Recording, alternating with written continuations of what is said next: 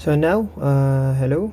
Now we design a combined footing, rectangular footing, to support two columns shown in the figure. Then the base of the footing is 2 meter below the ground surface. Then given data, gamma s or specific gravity of the soil is 16.74 kilonewton per cubic meter. Then gamma c is 23.6 kilonewton per cubic meter. FC prime 28 megapascal. Then yielding strength of the steel is 276 megapascal. Allowable soil bearing pressure at the base of the footing is 160 kilopascal. Then use 25 millimeter bars or larger if necessary, and let's use 16 mm diameter bars for temperature bar. Then of course 75 mm clear cover. Design and draw the details of the footing using NSCP 2015.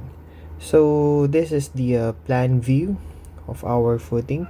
So from the property line, so the column 1 is at the edge of the property line, and C1 and C2 is 4 meters distance from the center to center column.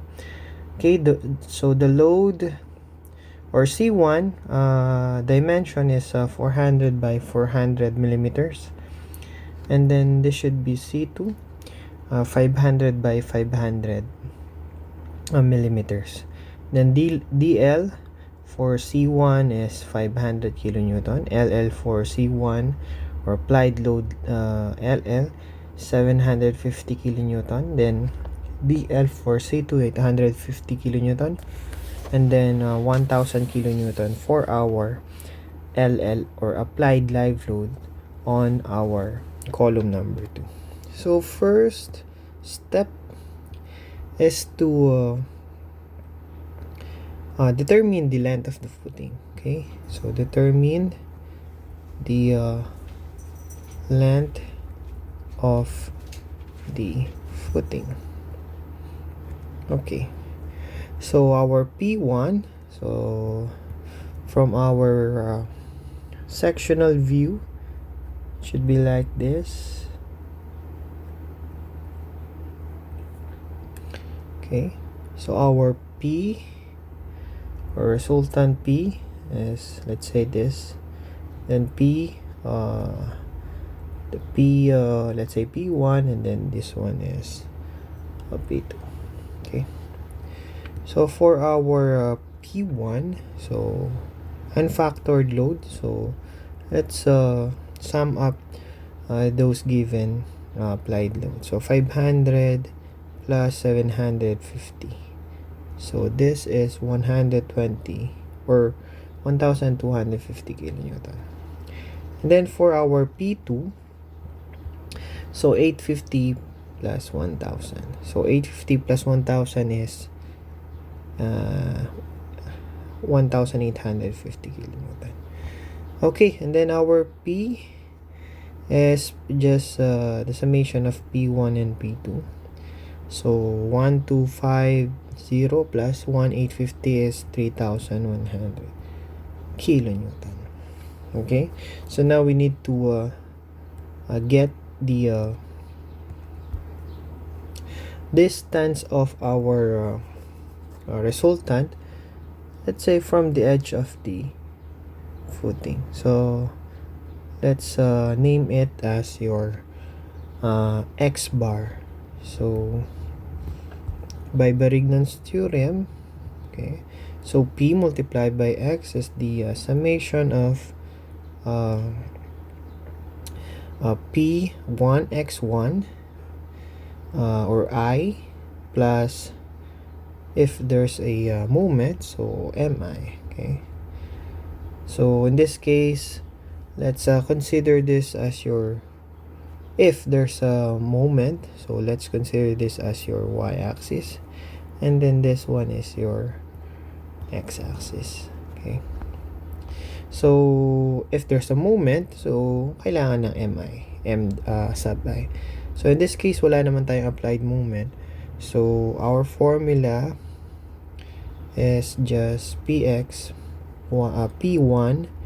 plus x1, and then kapag meron, lagyan mo lang my1. Okay, pero this case wala. So px or p1 plus x1, and then p2 multiplied by x2. Okay, so our p is 3100. Okay, then multiplied by x bar, then our p is 1250 multiplied by x1. Our x1, you can determine your x1. So this is your reference line, our property line here. So x1 is measured from your reference line up to the centroid of the applied force, so P1. So this is your this is now your x1. Then your x2 from this point again and until it reaches the centroid of the P2. So this is your x2. So x1 is just the half of your C1. So dimension is 400, so 200 millimeters or 0.2 meters. And then plus our P2 is 1850 multiplied by so this is 4 meters. Okay, so this is 4 meters based on our given problem, and then this is 0.2. So 4 meters plus 0.2 is 4.2. So our x bar, or the distance of our resultant from our reference line, or which is the edge of the footing, is 2.587 meters. So now we need to locate the centroid of or resultant of our force at the middle span of our footing, okay, or L over 2 of our footing. So this x bar is equal to L over 2, and then our L now is equal to 2 multiplied by 2.587. So this is now 5.174 meters. Okay, so we need to compute for the step 2. Okay, compute for the initial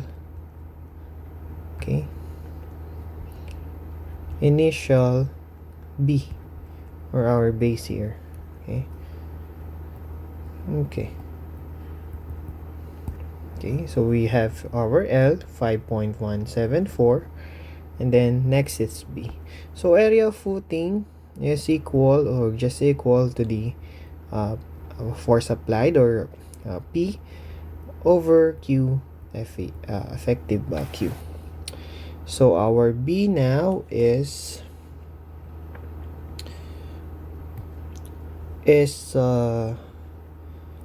B multiplied by 5.174. Then our P is 3100. So we need to get first the QF, no? So again, neglecting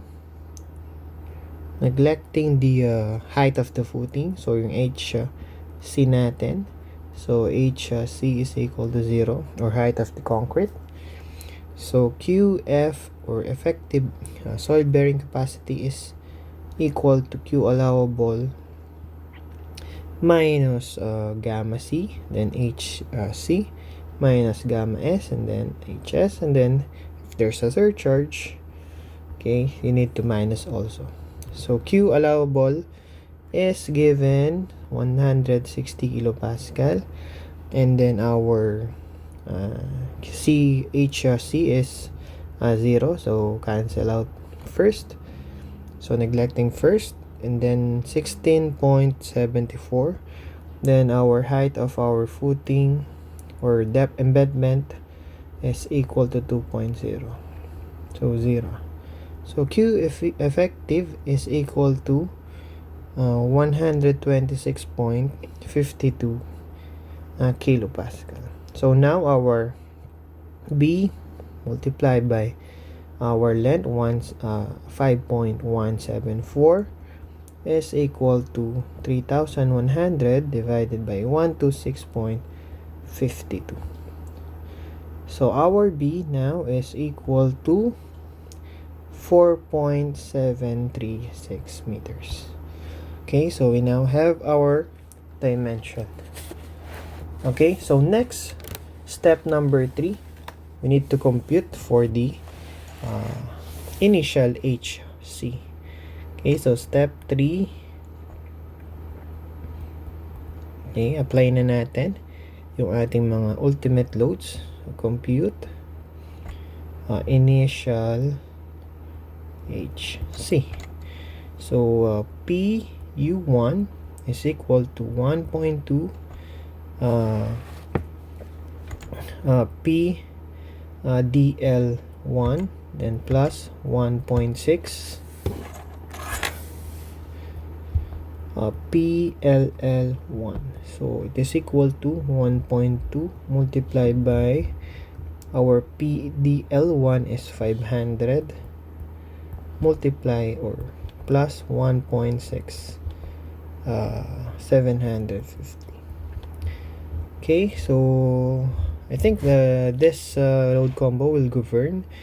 Okay, so compared to sa ating 1.4 PDL, so medyo mababa naman yung dead load natin dito. Okay, so next is our PU2. Okay, so 1.2 PDL1 PDL2 plus 1.6 PLL2. Okay, 1.2 multiplied by 850 plus 1.6 multiplied by 1000. Okay, so this one is 1800 and then this one is 2620 kilonewton. So this is our ultimate loads. Then let's solve for PU. PU is P1 plus PU2.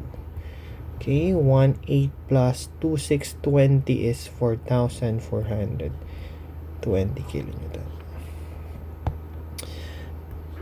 Okay, so now we have our PU. Okay, so we now get our QU. So QU is PU over area of footing.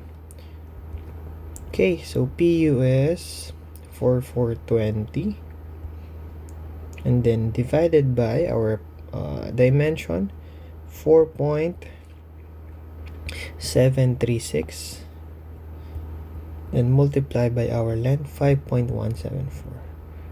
Okay, or QU is 180.378 kilopascal. Okay, and then for our WU, okay, we need also this one later. So WU is QU just QU multiplied by B, or uniform load along longitudinal or length. So 180.378 and then multiplied by B is 4.736. Okay. So 854.270 kilonewton per meter.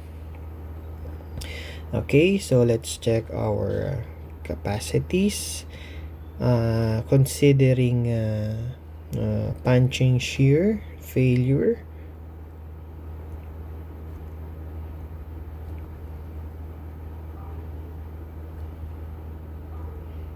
Okay, so let's go for column number 1. Okay, so I'll just draw the ISO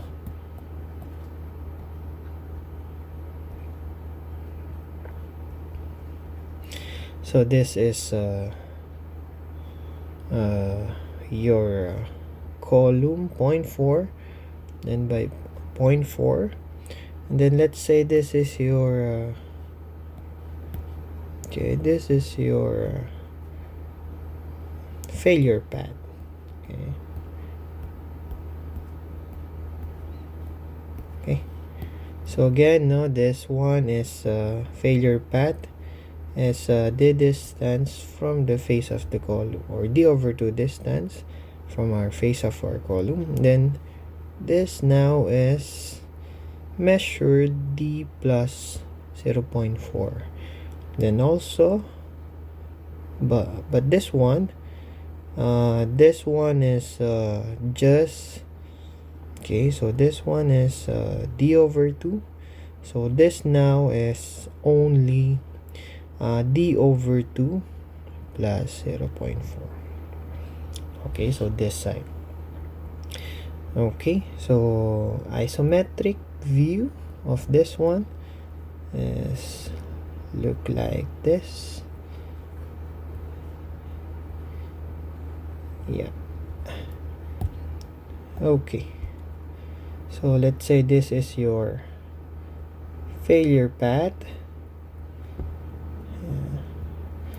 Then distance of that is distance of that is d over 2. So this one is just d over 2 plus 0.4. Then this one 2 d over 2. Yeah. So this one is d over 2, d over 2. Then this one is the 0.4. So the total is 0.4 plus d. Okay. And then apply the QU. Okay. Is this one. QU is equal to 180.378. So now we can solve for our VU. So VU is the equal to or summation of forces vertical. So let's say this one is PU1. Okay, so our PU1 here is 1800 kilonewton. And then VU now, summation of forces vertical only. So 1800. Okay, same formula from our previous lectures. No? So 1800 minus, okay, minus this area. Yeah, this area. Multiply by the intensity QU.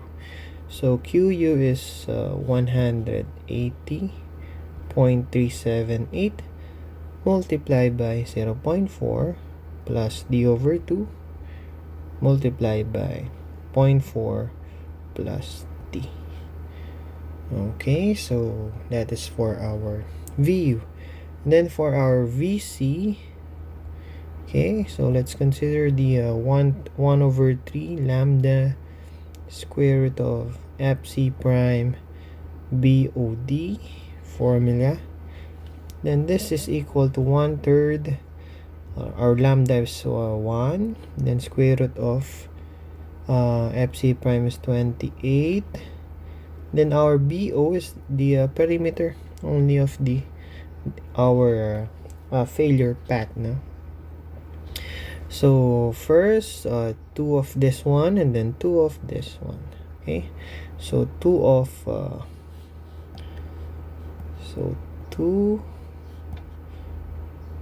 2 of d plus 0.4, and then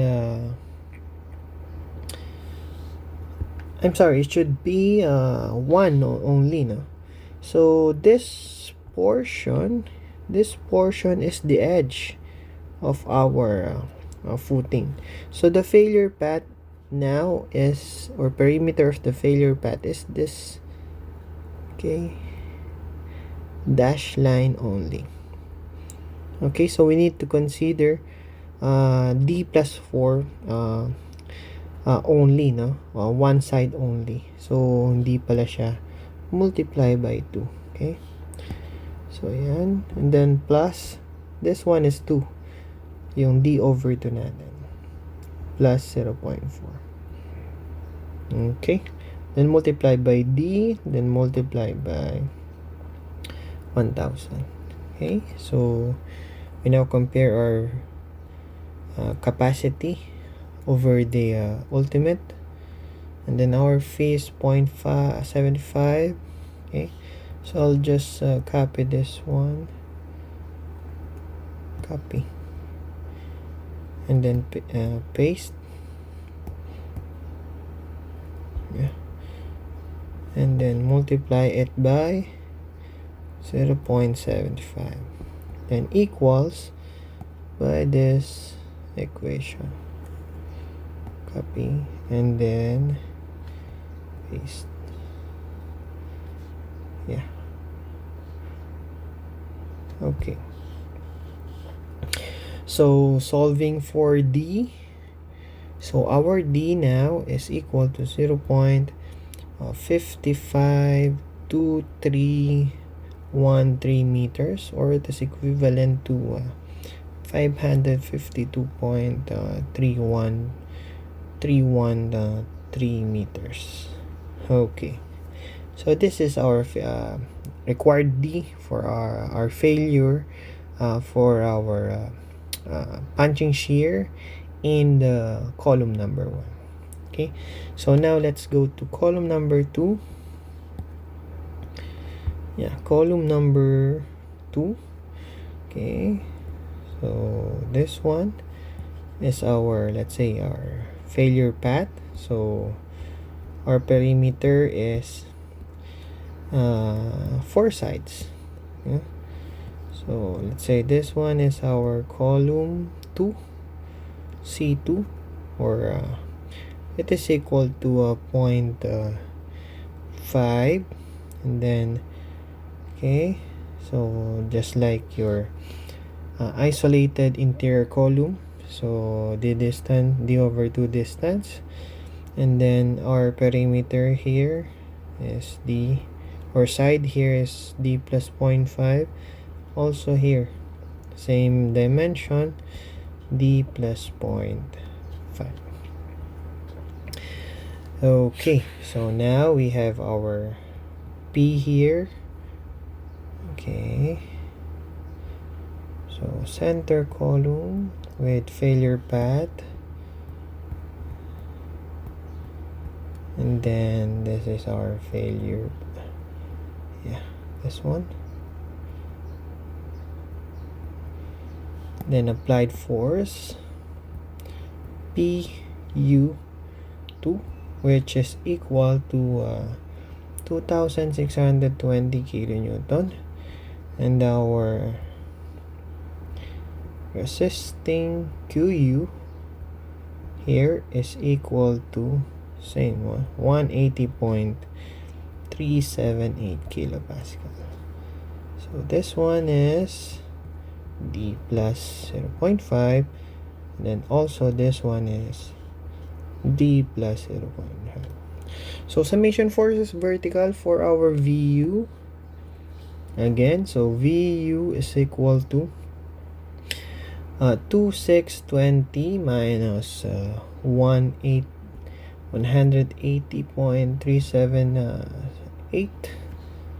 Okay, I'll just move it to this place, and then multiply by our area, d plus 0.5 squared. Okay, so that is for our VU. Then for our VC, okay, again, no, usual governing formula, 1/3 of lambda square root of FC prime BO D.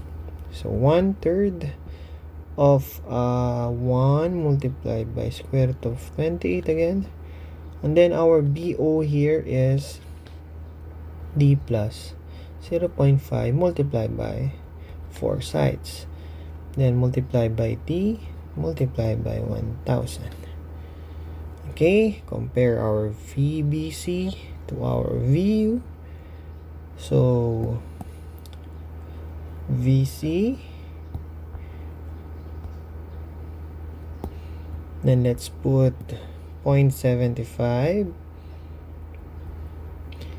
and then VU is this one, copy, and then paste.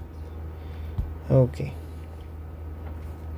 so our D for punching shear at column number 2 is equal to 0.474738 meters, or D is equal to 474.738 millimeters. So, comparing those two, mag-govern pa rin yung nasa outer column, yung P1 natin. Okay, mas malaki pa siya. But we need to consider the wide beam shear.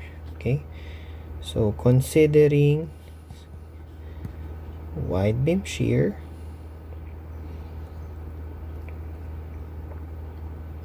okay, so considering wide beam shear, so in this case we need to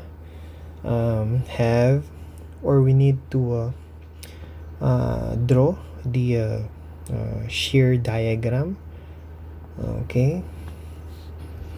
Okay, now so this is your reflected VD or shear diagram in kilonewton.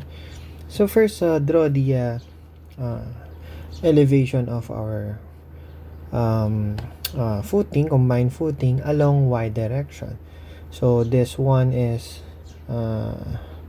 we get here, or we use this intensity or linear intensity, uniform linear intensity, WU. And then we need to also convert our point load to uniform load. So this one is from our PU1 divided by this length, so 0.4, and then this one is from PU2 divided by the length of our C2, so 0.5. Okay, so the rest are the just the dimension from our solved length. Okay, so this now, okay, by using an structural analysis procedure, so yeah, we now have your VD in kilonewton. So as you can see, kung makikita ninyo, so we need now to estimate, or in this case, makikita natin kung nasan yung maximum VU mo, which is the distance from the face of our column. Okay, so let's say tatlo yon. Tatlo yung pwede nating pagpilian na di-distance, pero ganito yung technique dyan. Okay, so let's say yan, kinonsider mo yun dito, okay, from this one. Okay, so this one is the distance from the C1. Okay, so sa kabila wala naman tayong footing dyan.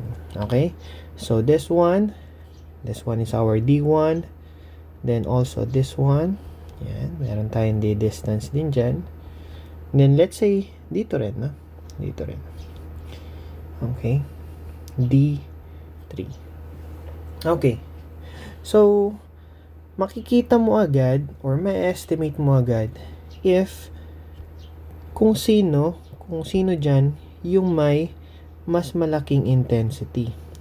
So, ito yung mga consider mong VU1, then VU2, then VU3.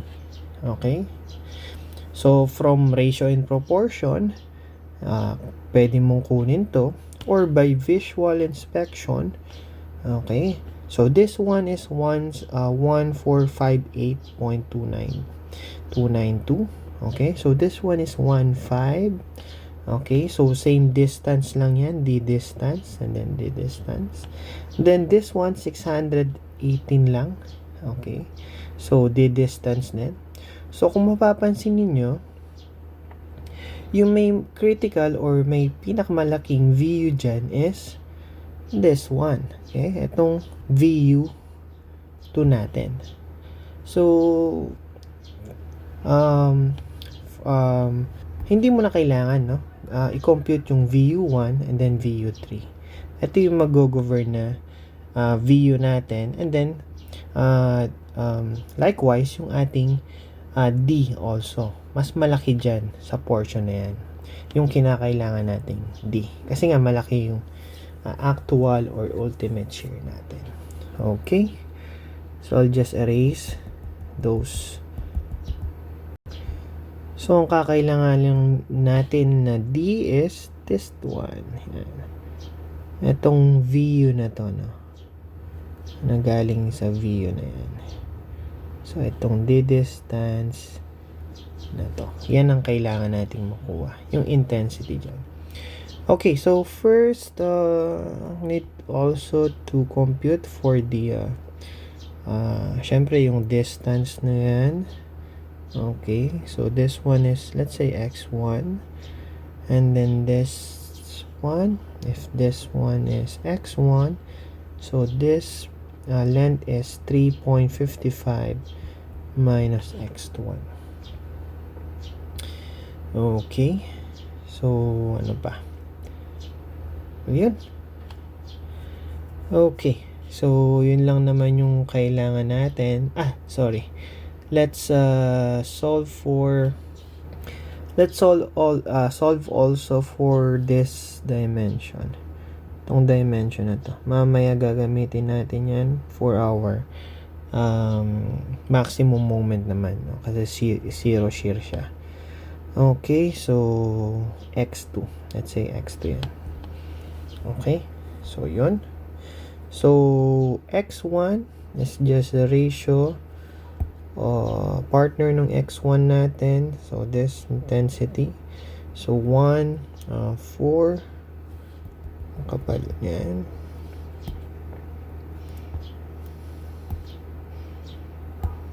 So our x1 is yan, x1 over 1458.292. It is equal to 3.55 minus x1, and then partner nun is this point na. Similar triangle, 1, 5, 7, 4.367. So our x1 now is equal to 1.707 meters. And then for our x2 now is over, so ratio and proportion, this triangle. Yan, consider natin yung triangle na dalawang yan. Okay, so x2 partner niya is if 1574.367, and then equals this one, itong portion na to. So this one is x.5 minus x2. So 0.5 minus x2 over 618.49. So our x2 now is equal to 0.359 meters. Okay. So yan, no? Kukonsider lang natin tong portion na to. So kukunin naman natin yung VU. Yung VU naman yung kukunin natin. So similar, ito, consider natin yung triangle na yan. Yan, triangle na yan. So similar triangle again. So VU okay, is equal to, okay, so VU, so this one is D, okay, so if that is D, so our X1 is 1.7. So, kunin na natin tong value na to. So, 3.55 minus 1707. So, this is equal to 1.843. So, 1, yeah. So, kailangan natin to. So, 1.843 minus D. 43 minus D, 1.843. It is equal to, yung total, no? Ito naman, 1.843, and then 1574.367. So, our VU, most critical VU, is equal to 1574.367 divided by 1.843. So, usog natin dito. So, multiply by 1.843 minus D. Okay, so meron na tayong VU. And then, let's solve for our VC. So, VC, one-way shear, 1/6 naman yan. Lambda, square root of FC prime, BW, multiply by D. So, simply 1/6, 1, multiply by square root of 28. Our B here is our width, which is 4.736. And then D, multiply by 1,000. Okay. So, now, say this one, copy it, then paste. Ito natin, and erase, then multiply it by 0.75 for our phi, VC, and then VU. VU is this one, okay. Copy, and then paste. Okay, copy, paste. Yeah. Okay. So, solving now for our D, wide beam shear, 0.39494 meters, or equivalent to 394.894 millimeters. Okay, so this one is for wide beam D. So let's check. Ito naman sa punching sa second column or C2, then mas malaki pa rin yung 552.313. So thus, our H, our governing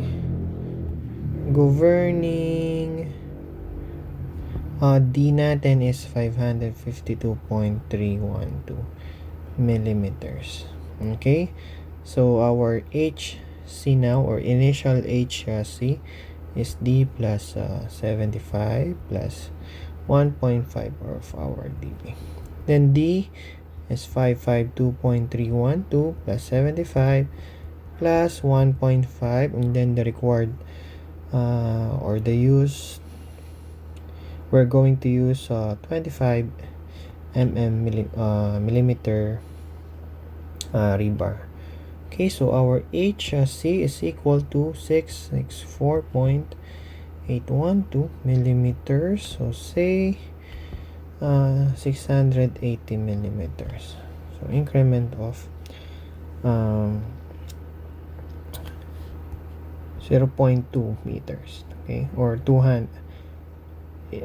Sorry, 0. Okay, or 20 millimeters increment. Okay, so 680 millimeters our H.